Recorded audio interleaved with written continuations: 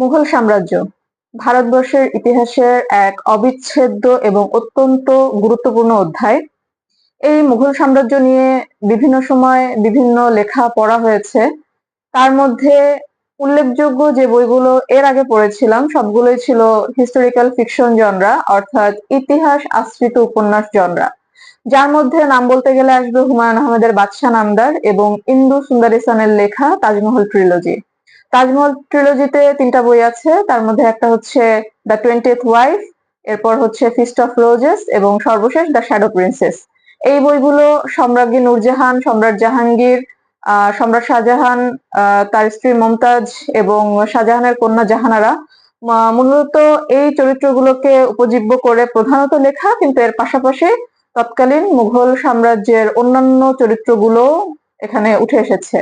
তো এই বইগুলো পড়ার মাধ্যমে মুঘল সাম্রাজ্য সম্পর্কে প্রাথমিক একটা ধারণা পেয়ে গেছিলাম।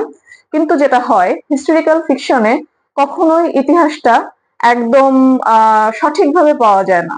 আবার কখনো কখনো দেখা যায় লেখক সত্যের পাশাপাশি কল্পনাকে এমন ভাবে উপস্থাপন করেন বা সত্যের সাথে কল্পনাকে এমন ভাবে মিশিয়ে দেন যে কোনো কোনো ক্ষেত্রে ইতিহাস বিকৃতিও ঘটে, যার ফলে হিস্টোরিক্যাল ফিকশন জনরা পড়ে মানে উপন্যাসের মতো ভালো একটা অনুভূতি পাওয়া যায় ঠিকই, কিন্তু সঠিক ইতিহাস জানতে হলে নন ফিকশন জনরার কোনো বিকল্প আছে বলে মনে হয় না। তো রিসেন্টলি পড়ে শেষ করলাম মুঘল সাম্রাজ্য নিয়ে মাহমুদুর রহমানের লেখা মোগল নামা 2 খণ্ডের এই যে কি বলবো সিরিজ বলবো বা এই যে 2 খণ্ডের মোগল নামা, এটার প্রথম খণ্ডটা পড়া শেষ হলো। মোগল নামা প্রথম খণ্ড মাহমুদুর রহমানের লেখা, এবং এটা সম্পূর্ণ নন ফিকশন জনরা বা নন ফিকশন ধাঁচে লেখা। তো যেটা বলছিলাম যে এর আগে মুঘল সাম্রাজ্য নিয়ে যে বইগুলো পড়া হয়েছে সেখানে কল্পনা ছিল, ইতিহাসের সাথে কল্পনার মিশ্রণ ছিল। সেই কাল্পনিক জায়গাটা থেকে সত্যটাকে খুঁজে বের করার যে একটা তাগিদ, সেই তাগিদেই আমি খোঁজা শুরু করি যে মুঘল সাম্রাজ্য নিয়ে ভালো লেখা কোনগুলো, বা এক বইতে মোটামুটি মুঘল সাম্রাজ্যের একটা পূর্ণাঙ্গ চিত্র পাবো, এইরকম একটা বই যখন খুঁজছিলাম তখনই আসলে এই মোগলনামা চোখে পড়ে। মাহমুদুর রহমানের লেখা এই মোগলনামার আলাপ আলোচনা চোখে পড়ে বিভিন্ন বইয়ের গ্রুপ সহ বিভিন্ন জায়গায়। তো তখন সিদ্ধান্ত নেই যে মোগলনামাটা সংগ্রহ করব এবং পড়বো, এবং আমার মনে হচ্ছে যে আসলে একটা ওর্থ কালেকশন হয়েছে। প্রথম খণ্ড পড়ার পরে আমি খুবই স্যাটিসফাইড এবং আমার মনে হচ্ছে এটা একটা অবশ্য পাঠ্য বই। তো প্রথম খণ্ডে কি কি আছে? প্রথম খণ্ডে আছে মুঘল সাম্রাজ্যের যে 6 জন একদম মহাপরাক্রমশালী যে সম্রাট যারা ছিলেন বা বাদশাহ যারা ছিলেন, তারা হচ্ছেন এই যে বাবর, হুমায়ুন, জাহাঙ্গীর, আকবর এবং বাবর, হুমায়ুন, আকবর, জাহাঙ্গীর, শাহজাহান এবং আওরঙ্গজেব। এই 6 জন সম্রাট তারা কিভাবে ক্ষমতায় আসলেন, কিভাবে শাসন করলেন, কিভাবে তাদের মৃত্যু হলো, এবং মুঘল সাম্রাজ্য নিয়ে তো অনেক মিথ, অনেক গল্প, অনেক কিংবদন্তি মানুষের মুখে মুখে প্রচলিত আছে। সেই সব গল্প, সেই সব মিথ, কিংবদন্তির মধ্যে কোনগুলো সত্য, কোনগুলো মিথ্যা, এবং মুঘল সাম্রাজ্যর প্রকৃত অবস্থা কিরকম ছিল, এই সব কিছু নিয়ে লেখক আসলে খুবই একটা অনুসন্ধানী কাজ করেছেন। এবং এই কাজটা করার জন্য তাকে প্রচুর পড়াশোনা করতে হয়েছে, যেটা বোঝা যাচ্ছে তার পেছনে যে এই এই নির্ঘণ্টগুলো দেয়া আছে এবং যে রেফারেন্স গুলো দেয়া আছে। আমার কাছে ফিকশন, হিস্টোরিক্যাল ফিকশন বলেন বা নন ফিকশন বইও যদি বলেন, সেটার ক্ষেত্রে অথেন্টিসিটিটা, ইতিহাসের ক্ষেত্রে অথেন্টিসিটিটা আমার কাছে প্রায়োরিটি পায় যে বইগুলোর সাথে পর্যাপ্ত রেফারেন্স দেওয়া থাকে। এখানে আপনারা হয়তো দেখতে পাচ্ছেন, আমি আসলে বলে দেই এখানে কয়টা বইয়ের রেফারেন্স দেওয়া আছে। এখানে 94টা বই, বাংলা ইংরেজি মিলে 94টা বইয়ের রেফারেন্স দেওয়া আছে। লেখক হয়তো এই 94টা বই পড়েছেন, কিংবা তিনি 94টা বই থেকে পর্যাপ্ত তথ্য সংগ্রহ করেছেন এবং তথ্যের সত্যতা নিশ্চিত করেছেন, এবং যার পর তিনি এই মোগলনামা প্রথম এবং প্রথম খণ্ড লিখেছেন। তো এর মধ্যে আমার পড়া কিছু বই আমি যেমন মিল পেয়েছি, এবং দেখলাম যে না, লেখক যেভাবে উপস্থাপন করেছেন মোটামুটি মোটামুটি কি বেশ ভালো পরিমাণ অথেন্টিসিটি পাওয়া যাচ্ছে। তো এই কারণে যে সম্রাট বাবর থেকে শুরু করে সম্রাট আওরঙ্গজেব পর্যন্ত প্রত্যেকটি সম্রাটের সিংহাসনে আরোহণ থেকে শুরু করে তাদের শাসন, তাদের ভালো মন্দ দিক, তাদের মৃত্যু এবং তাদেরকে ঘিরে যে সকল কিংবদন্তি বা প্রশংসার কথা বা বিভিন্ন অপবাদ আছে, সেগুলো সত্য মিথ্যা জানতে হলে আমার মনে হয় এই বইটা খুবই খুবই নির্ভরযোগ্য একটা বই হতে পারে পাঠকের কাছে। তো নন ফিকশন জনরার ক্ষেত্রে যেটা হয় যে অনেক সময় লেখার মধ্যে নিরস একটা ব্যাপার চলে আসে, যখন আর পড়তে ভালো লাগে না বা পাঠক বিরক্ত বোধ করে। কিন্তু মাহমুদুর রহমানের লেখার হাত এত সুন্দর যে নন ফিকশন পড়ছিলাম কিন্তু বিন্দুমাত্র বিরক্তি বা বিন্দুমাত্র একঘেয়ে ভাব আসেনি। এই মুঘল সাম্রাজ্যের যে বিষয়গুলো আসলেই জানা প্রয়োজন, যে বিষয়গুলো আসলেই গুরুত্বপূর্ণ, এরকম মোটামুটি প্রত্যেকটা বিষয়ে তিনি টাচ করার চেষ্টা করেছেন এবং সুন্দরভাবে উপস্থাপন করেছেন পর্যাপ্ত তথ্য উপাত্ত সহ, যার কারণে পড়তে খুব ভালো লাগছে। মানে একটা সময় এমন হচ্ছিল যে আমি হাত থেকে বইটা রাখতে পারছিলাম না, আমার পড়তে এত ভালো লাগছিল। তো এই জায়গাতে নিঃসন্দেহে লেখক সার্থক, তার উপস্থাপনার ঢংটি অনেক সুন্দর। লেখক এখানে আসলে ধন্যবাদ পাবার যোগ্য। আচ্ছা, দুই একটা বিষয়ে একটু অবজারভেশন আছে। যেমন এখানের আমি মার্ক করে রেখেছিলাম, একটু বের করি পৃষ্ঠাটা। এখানে হচ্ছে একটা জায়গা আছে, সম্রাট জাহাঙ্গীর উনি তার শাসনামলে চেইন অফ জাস্টিস বা হচ্ছে ন্যায়ের শেকল নামে একটা জিনিস তৈরি করেছিলেন, যেটা হচ্ছে একটা শেকলে বাঁধা 7টি ঘন্টা, এবং যার সবচেয়ে বড় ঘন্টাটা হচ্ছে সম্রাট জাহাঙ্গীরের কি বলে প্রাসাদে ছিল, এবং শেকলটা ছিল একদম বাইরে, যেখানে জনসাধারণ পৌঁছতে পারে। কেউ যদি মনে করেন যে সে ন্যায় বিচার পাননি, তাহলে ওই ন্যায়ের শেকলটা ধরে নাড়া দিলে সরাসরি সম্রাটের কাছে বার্তা চলে যাবে এবং সম্রাট নিজে সেখানে হস্তক্ষেপ করে ন্যায় বিচার করবেন। তো এই ঘটনা এই বইতে উল্লেখ আছে, কিন্তু এখানে বলা আছে যে ন্যায়ের জিঞ্জির অনেক বিশ্লেষকের কাছে একটা হাস্যকর বিষয়, কেননা প্রতাপশালী মুঘল শাসনে এই শিকল নাড়ানোর সাহস কেউ করবে বলে ধারণা করা যায় না। শিকলটি তৈরি করা তাই কেবল একটা স্ট্যান্ডবাজি, ভালো কথায় রাজনৈতিক চাল। তবে এ কথাটাও ঠিক যে চিন্তাটি অভিনব, কিন্তু এখানে আমার যতটুকু মনে পড়ে ইন্দু সুন্দরেসানের লেখা যে দ্য 20th ওয়াইফ বইটা, সেই বইটার মধ্যে সম্ভবত এই ন্যায়ের জিঞ্জির ব্যবহার করার একটা ঘটনারও উল্লেখ আছে। যদিও সেটা হিস্টোরিক্যাল ফিকশন, কিন্তু তারপরেও আমার মনে হচ্ছে যে ঘটনাটার উল্লেখ আছে সেটা বোধহয় সম্পূর্ণ কাল্পনিক না। আমি জানি না লেখক এটা এখানে উল্লেখ করতে পারতেন কিনা, আর ওই বইটা আমার এই মুহূর্তে হাতের কাছে নেই, নাইলে হয়তো আমি আরেকটু শিওর হয়ে বলতে পারতাম। কিন্তু সম্ভবত জাহাঙ্গীরের আমলে এই ন্যায়ের শিকল ব্যবহার হতো, হয়তো অনেক বেশি না, কিন্তু ব্যবহার করা হতো। তো এটা একটা বিষয়।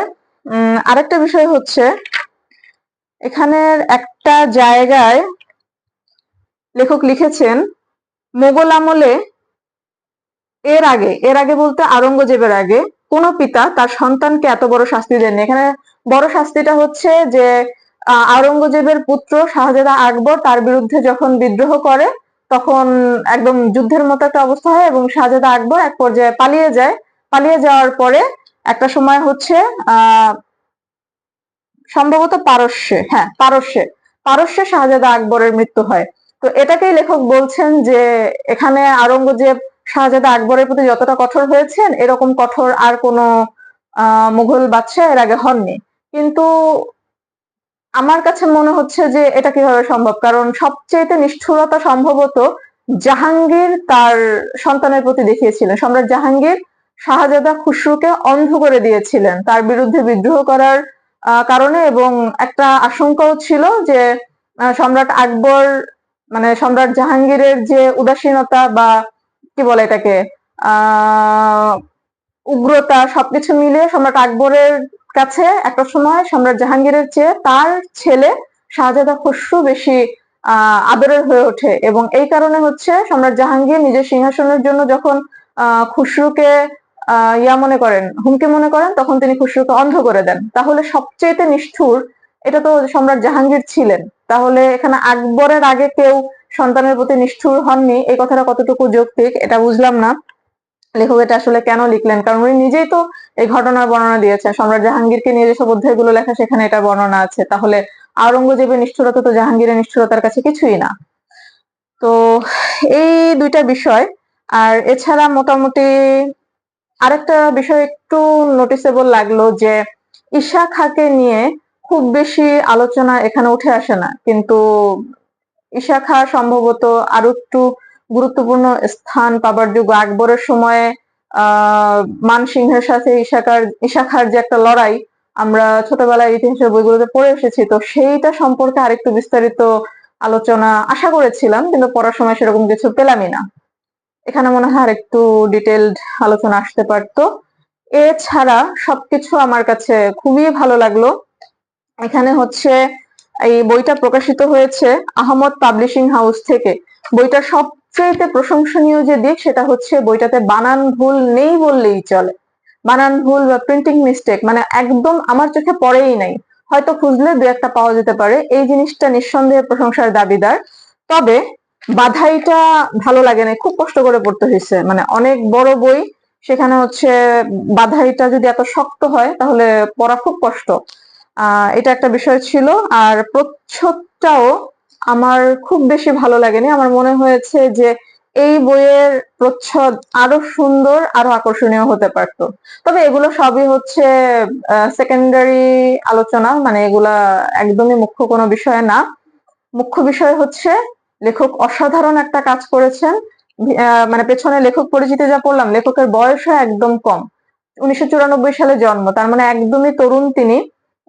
তো এই বয়সে এত সুন্দর একটা কাজ, এবং এটার প্রথম প্রকাশ হয়েছে কবে আমি পড়লাম এবছর, কিন্তু প্রথম প্রকাশ 2019 সালে।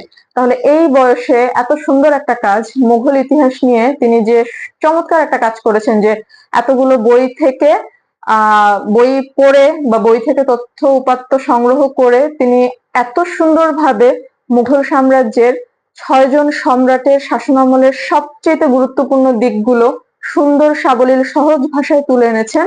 নিঃসন্দেহে তিনি প্রশংসা পাওয়ার যোগ্য। এবং আমি বলবো, আমি জানি না এই মুঘলনামার দ্বিতীয় খণ্ডটা তিনি কেমন লিখেছেন। দ্বিতীয় খণ্ডে সম্রাট আওরঙ্গজেবের পরেও আহ এই ভারতবর্ষে বিশেষত বাংলায় যে 12 জন মানে মোগল বংশের শাসক এসেছিলেন, সম্ভবত তাদেরকে নিয়ে লেখা। তো ওই বইটা কেমন লিখেছেন জানি না, কিন্তু এই মুঘলনামার প্রথম খণ্ড আমার কাছে মনে হচ্ছে যে এটা একটা অবশ্য পাঠ্য এবং অবশ্য সংগ্রহ করার মতো একটা বই। যারা ইতিহাস ভালোবাসেন, মুঘল সাম্রাজ্য নিয়ে পড়াশোনা করতে ভালোবাসেন, নিঃসন্দেহে আমি তাদেরকে বলবো যে আপনারা এই বইটা পড়ুন, এই বইটা সংগ্রহ করুন। এই বইটা মানে এই বইটা পড়লে অনেকগুলো বই পড়ার শ্রম বেঁচে যাবে বলে আমার মনে হয়। যে আমার এখন আলাদা করে মুঘল সাম্রাজ্য নিয়ে বা মুঘল সম্রাটদেরকে নিয়ে আলাদা করে অনেকগুলো বই না পড়লেও চলবে। হ্যাঁ, যদি আমার সময় থাকে, যদি আমার পড়তে ইচ্ছা হয়, সেক্ষেত্রে আমি পড়তে পারি। কিন্তু যদি নাও পড়ি, এই একটা বই আমার কাছে মোটামুটি যথেষ্ট, যে মুঘল সাম্রাজ্যের যে একেবারে স্বর্ণযুগ, মানে উত্থান থেকে শুরু করে একেবারে পতনের দ্বার প্রান্তে যে দাঁড়ানো এই যে সময়কালটা, এই সময়টা সম্পর্কে একদম সুন্দর একটা ধারণা পাওয়ার জন্য মুঘলনামা প্রথম খণ্ডটা আমার কাছে একদম উপযুক্ত একটা বই মনে হয়েছে। আমি আমার যতটুকু জানা ছিল তার মধ্যে আমি খুব বেশি তথ্যের হেরফের এখানে পাইনি। ও, আরেকটা গুরুত্বপূর্ণ বিষয় এখানে হচ্ছে এই বইয়ের শেষের দিকে হুমায়ুন আহমেদকে নিয়ে, মানে হুমায়ুন আহমেদ না, ব্যক্তি হুমায়ুন আহমেদ না, লেখক হুমায়ুন আহমেদকে নিয়ে একটা সমালোচনা আছে। মূলত তার বাদশাহ নামদার যে বইটা, সেই বইটার একটা সমালোচনা লেখক করেছেন এবং বেশ কড়া সমালোচনা করেছেন। এখানে বাদশাহ নামদার বইটা আমার পড়া আছে, এবং বইটার শেষের যে কিছু লাইন, সেখানে তিনি সরাসরি অভিযোগ করেছিলেন যে বৈরাম খাঁকে হত্যার পেছনে আকবর প্রত্যক্ষভাবে দায়ী, মানে আকবরের নির্দেশে বৈরাম খানকে হত্যা করা হয়েছে। এবং কাইন্ড অফ এটা আমিও ধরে নিয়েছিলাম এটা একদম সত্যি, যদিও হুমায়ুন আহমেদের বইতে কোনো রেফারেন্স নেই। ওইটা তো ইতিহাস আশ্রিত উপন্যাস, এখানে হুমায়ুন আহমেদ কোনো রেফারেন্স দেননি যে এই কথাটা যিনি লিখলেন তার আসলে সত্যতা কোথায়। তো এই জিনিসটাকেই এই মোগলনামার লেখক মাহমুদুর রহমান একেবারে মানে কড়া সমালোচনার মাধ্যমে একেবারে তুলোধুনো করা যেটাকে বলে আর কি। তো আমি বলবো বাদশাহ নামদার বইটাও আমার কাছে মাস্ট রিড লাগে এবং হুমায়ুন আহমেদের অন্যতম মাস্টারপিস লাগে। এখন আমাদের পাঠক হিসেবে যেটা করণীয়, বাদশাহ নামদারকে পড়তে হবে একদম ফিকশন হিসেবেই। এখানে হুমায়ুন আহমেদ তার নিজস্ব ঢঙে বাদশাহ হুমায়ুনকে উপস্থাপন করেছেন, এটা মেনে নিতে হবে। কিন্তু এই যে তথ্য বিকৃতির যে জায়গাটা বৈরাম খাকে নিয়ে লেখা, এখানে অবশ্যই আপত্তি আসার দাবি। হুমায়ুন আহমেদ বেঁচে থাকলে এটা চেঞ্জ করতেন কিনা আমি জানি না, কিন্তু নিঃসন্দেহে এটা আসলে আপত্তি ওঠার মতোই একটা লাইন। যেহেতু এখানে লেখক পর্যাপ্ত তথ্যপত্র সংগ্রহ করেছেন যে আকবর বৈরাম খাকে হত্যার সাথে সরাসরি ভাবে জড়িত না।